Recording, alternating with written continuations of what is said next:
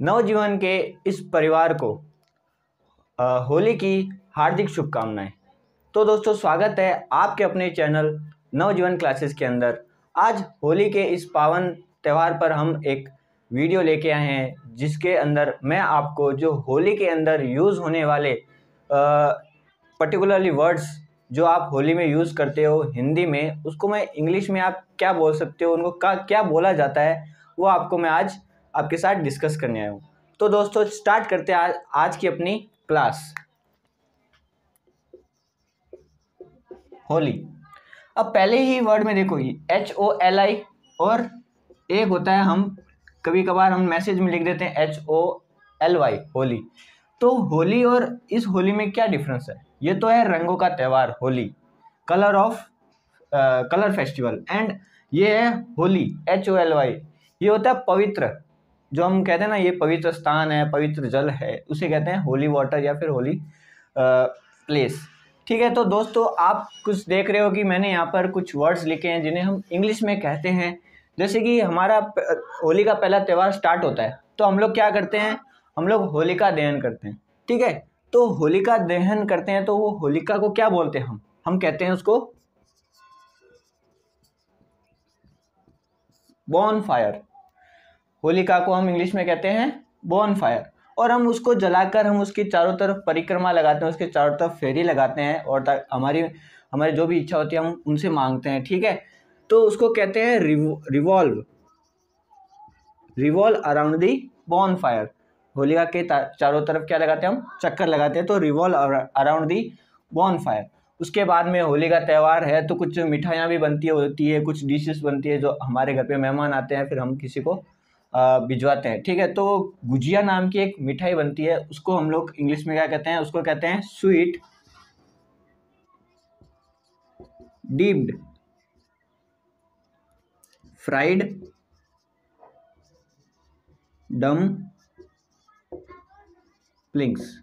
दोस्तों, ये इतनी छोटी सी मिठाई है और इसका इंग्लिश में इतना बड़ा नाम है, स्वीट डीप्ड फ्राइड डम्पलिंग्स। ठीक है दोस्तों। और उसके बाद में हम लोग खीर भी तो बनाते हैं। तो खीर को हम क्या बोलते हैं? खीर को हम बोलते हैं राइस पुडिंग। खीर को हम इंग्लिश में कहते हैं राइस पुडिंग। तो दोस्तों, ये वर्ड्स आप इंग्लिश में भी यूज़ करो तो आपको याद रहेगा कि हमें पता है कि खीर को हम क्या बोलते हैं, गुजिया को हम क्या बोलते हैं। ठीक है। अब होली का त्यौहार है, हम लोग क्या करते हैं? हम नए कपड़े पहन के थोड़ी ना जाते होली खेलने। हम लोग थोड़े कोई पुराने घिसे पुटे पुराने कपड़े पहन के जाके और होली खेलते हैं। तो घिसे पुराने कपड़े पहनकर हम जाते हैं, तो उसको इंग्लिश में कहते हैं वॉर्न आउट क्लोथ्स। ठीक है दोस्तों, वॉर्न आउट क्लोथ्स, जो वॉर्न हमने पहन चुके हैं और वो फट चुके हैं, और उस कपड़े को हम पहन के जाते हैं होली खेलने के लिए। होली खेलते हैं तो खाली कपड़े पहन के जाएंगे, उससे तो होली खेली नहीं जाएगी। तो हम लोग उसके अंदर कलर यूज़ करते हैं, पानी यूज़ करते हैं। ठीक है। तो गुलाल का हम वहाँ पर यूज़ करते हैं। तो गुलाल को इंग्लिश में कहते हैं कलर्ड पाउडर।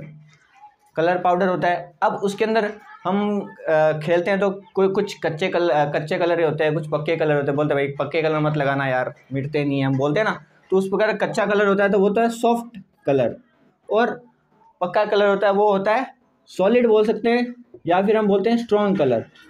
हार्ड नहीं बोलेंगे, हार्ड तो पत्थर जैसा होता है। ठीक है। सॉलिड या फिर स्ट्रॉन्ग कलर जो मिटता नहीं है। ठीक है। तो सॉफ्ट और सॉलिड। उसके बाद में हम पिचकारी का भी यूज़ करते हैं। हम पिचकारी को हम लोग क्या बोलते हैं? वाटर गन बोल सकते हैं उसको। ठीक है। एक टाइप की गन टाइप हम यूज़ करते हैं दूसरों के ऊपर डालने के लिए। ठीक है। वाटर गन या फिर स्क्विड्जर गन भी कह सकते हैं हम। स्क्विड्जर गन। ठीक है दोस्तों, पिचकारी, वाटर गन, या फिर उसको हम कहते हैं स्क्विड्जर गन। और पिचकारी को हम किसी के ऊपर पानी डालते हैं तो बोलते हैं ना पिचकारी मारना, तो उसको क्या कहते हैं? Squids, SQUIRT, squids. ठीक है। स्क्विड्स करना। और दोस्तों, होली का त्यौहार है, तो बहुत सारी चीज़ों में क्या मिलाया जाता है? भांग मिलाया जाता है, ताकि हम एकदम अच्छे से उस फेस्टिवल को एंजॉय करें। ठीक है। तो उसको हम भांग को इंग्लिश में क्या कहते हैं? तो भांग को हम इंग्लिश में कहते हैं हम, या फिर कैनाबिस। ठीक है। कैनाबिस हम कहते हैं, या फिर कैनाबिस कहते हैं। ठीक है। अब भांग हमने, चलो बाई चांस किसी ने हमें खिला भी दिया, तो हम क्या करते हैं? थोड़े हल्के हल्के नशे में आते हैं, ठीक है, तो उसको कहते हैं टिप्सी, ठीक है, कहते हैं ना थोड़ा थोड़ा नशे में, तो उसको कहते हैं टिप्सी, TISPY, टिप्सी, ठीक है दोस्तों। अब हम आगे चलते हैं। ये चीज़ मैं बताना भूल गया, ये देखो, ये बहुत ही इम्पोर्टेंट चीज़ है, ये है काव, जो गाय होती है उसके जो गोबर होता है उसके द्वारा ये बनाया जाता है। एक मिनट कैमरामैन मुझे ये बताइए, ये देखो इस प्रकार का ये होता है। ये गाय के जो गोबर होते हैं उनको सुखा के उसके बाद में ये फेस्टिवल के अंदर बनाते हैं। इसका कुछ मान्यता होती है, इसका यूज़ करते हैं होली के टाइम में इसको जलाने के लिए, ठीक है, जहाँ पर होली का दहन होता है तो वहाँ पर ये उसके अंदर फेंके जाते हैं, ठीक है। तो इस प्रकार के इसको गोवरी, इसको बोलते हैं हम काव डंग केक, काव डंग केक, या फिर हम इसको डायरेक्ट कह सकते हैं डंग केक, ठीक है। ठीक है दोस्तों, ये थे कुछ होली के अंदर यूज़ होने वाले वर्ड्स। उसको हम इंग्लिश में क्या, हिंदी में तो हम जानते हैं पर हम जानते नहीं थे कि इंग्लिश में क्या कहते हैं, तो मैंने आज आपके साथ डिस्कस किया कि इंग्लिश में हम लोग इसको क्या कहते हैं, ठीक है। तो अब यहाँ पर हम सब कुछ जान लिए, तो अब हम चलते हैं होली खेलते हैं। तो चलो फिर हम होली खेलते हैं। तो अब इसका इंग्लिश में क्या होगा, लेट्स प्ले होली, ठीक है। हमारे पास सब सामान आ गया, हमने सब कुछ प्रिपरेशन कर लिया, अब हम क्या कर रहे हैं, चलो फिर होली खेलते हैं। तो लेट्स प्ले होली, वाई मत लगा देना, ठीक है, लेट्स प्ले होली।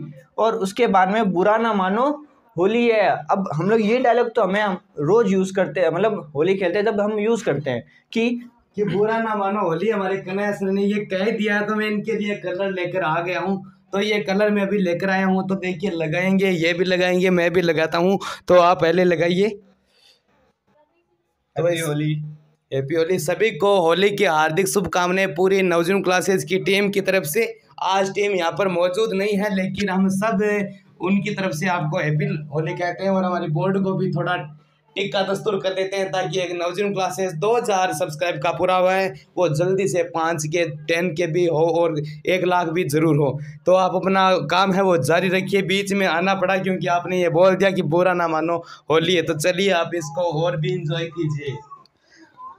तो दोस्तों ये थे हमारे Bhairav Singh sir, thank you sir, आपने आपकी बात सबके सामने रखी कि हमारे 2000 सब्सक्राइबर हो चुके हैं, और इसका जो ये 2000 का सब्सक्राइबर का अभी जो परिवार हुआ है उसको और भी आगे बढ़ाना है हमें, ठीक है दोस्तों। तो आप लोग का सपोर्ट ही हमको इतना आगे मतलब मोटिवेट कर रहा है हमें और अच्छी अच्छी चीज़ें या फिर और हमको इम्प्रूव करने के लिए, ठीक है दोस्तों। इसी तरह हमको मोटिवेट करते रहिए। तो अब बुरा ना मानो होली है, इस वर्ड को हम इंग्लिश में क्या कहेंगे, don't be offended, don't be offended, it's Holi, ठीक है दोस्तों, don't be offended, it's Holi, कि बुरा ना मानो होली है। या फिर हम इसको कह सकते हैं don't mind it's Holi, don't mind it's Holi. या फिर हम ये भी कह सकते हैं don't get offended it's Holi. इस प्रकार हम 3 प्रकार से हम इसको कह सकते हैं, don't be offended it's Holi, don't get offended it's Holi, या फिर डोंट माइंड इट्स होली। तो ये थे हमारे होली के ऊपर यूज़ होने वाले कुछ वर्ड्स, जिसको हम हिंदी में तो यूज़ करते हैं पर हमें इंग्लिश में इसके बारे में नहीं पता था। तो आज मैंने आपको इस रंग भरे त्यौहार के अंदर, होली के त्यौहार के अंदर, होली के अंदर यूज़ होने वाले कुछ वर्ड्स है उसको हमने इंग्लिश में और हिंदी में दोनों में डिस्कस किया, और आपके साथ हमने ये जो त्यौहार है साथ में सेलिब्रेट किया है। तो आप लोग भी अपना इस त्यौहार को मनाइए, धूमधाम से मनाइए, अपने परिवार के साथ मनाइए, और हमेशा खुश रहिए। और वीडियो कैसी लगी, ये जानकारी आपको कैसी लगी, कमेंट बॉक्स में ज़रूर बताइए, और हमारे चैनल को सब्सक्राइब किए, आगे इसको शेयर करिए।